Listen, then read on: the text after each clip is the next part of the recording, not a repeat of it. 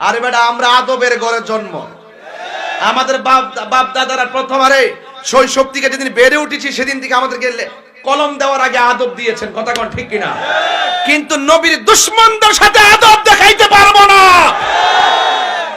এই জন্য যে আহমদুল্লাহ এই কথা বলেছেন তাকে বলবো, আমি কেবলমাত্র মিস কল দিয়েছি। আমি 48 ঘন্টা সময় দিলাম। 48 ঘন্টার ভিতরে তার বক্তব্যকে উড্ড করতে হবে, তওবা করতে হবে, জাতির কাছে ক্ষমা চাইতে হবে, আল্লাহর কাছে ক্ষমা চাইতে হবে।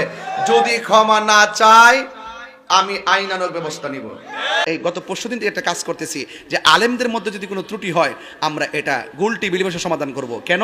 এটা আমি সিদ্ধান্ত নিয়েছি, কারণ আমরা আলেম একজন আরেকজনকে বল ধরি, তখন ফেসবুকের ভিতরে আমার পক্ষে একদল বাইর, ওনার পক্ষে আরেক দল বাইর, বাইরে শেষ পর্যন্ত এমন একটা ফেসবুকে কাদা চোরাচুরি হয়, শেষ পর্যন্ত আমার কেল্লা নিয়ে নায়কের মাথাত লাগাই দেয়, আরেকজন নিয়ে আরেকজনের কেল্লা নিয়ে আরেকজনে লাগাই দেয় যে একটা নাচানাচি ঠেলাঠেলি ইউটিউবাররা ইনকামের দান্দা করে, লাস্টে আমরা বান্দা ফুরি, দিন শেষে ইসলামের ক্ষতি হয়। কথা কোন ঠিক না বেটি? এই জন্য আমি সব গণনার আলেমদেরকে বলবো, যদি আপনাদের মধ্যে কোনো সমস্যা থাকে আপনারা একটা কাজ করবেন, ব্যক্তিগতভাবে ফোন দিবেন, ফোন দিয়ে এক জায়গায় বসবেন, বৈশা সমাধান করবেন। কিন্তু ওই যে অনলাইনে ফেসবুকে ওই কোনো ধান্দাবাজকে সুযোগ দেওয়া যাবে না। এমনি তো অনেক শত্রু আছে কি না বলেন? এরপরে তাদেরকে সুযোগ দেওয়া যাবে না, ফেসবুকের কাদা ছোড়াছুরি করা যাবে না, এবং কমেন্টস বক্সে কোনো গালাগালি করা যাবে না। যদি কোনো সমস্যা হয়, এটা বাংলাদেশ যে কোনো জায়গায় যাওয়া যায়, কথা করে একটা ফোন দিবেন, ভাই আপনার বক্তব্য আমার কাছে সমন হয়েছে তো ভাই কীভাবে এটা সমাধান করব?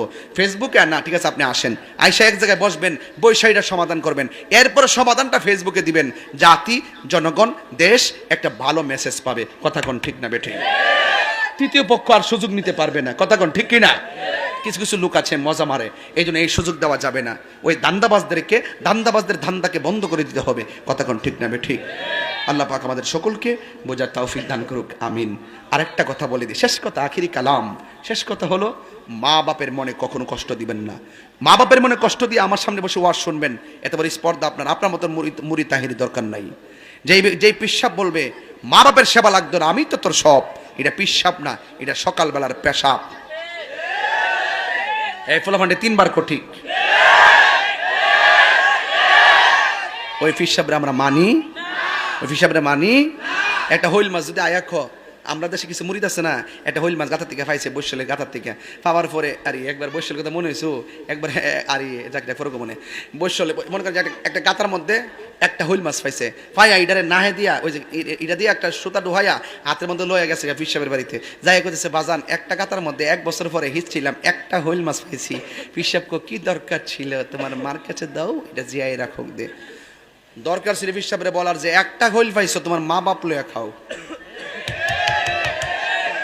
এই কথাটা বলার পরে যদি ফুলা যদি বাড়িতে হইল মাছটা লয়ে যেত, আমার মনে হয় যে পৃথিবীতে এমন কোনো মা বাপ নাই যে কইতো না যে ফুতরে তোর ফিরে বাড়িতে লয়ে গেছ, আমার লাগে পাঠাই দিচ্ছে, ফুত আমি পাইছি, আমি খাইছি, যা আমি তোর অনুমতি দিলাম, তুই তোর ফিসাবের কাছে লয়ে যা। কথা কোন ঠিক নেই? ঠিক নেই, কথা ঠিক নেই। এই জন্য যুবক ভাইরা, মা বাপ তোমার শত্রু না, মা বাপ তোমার বন্ধু।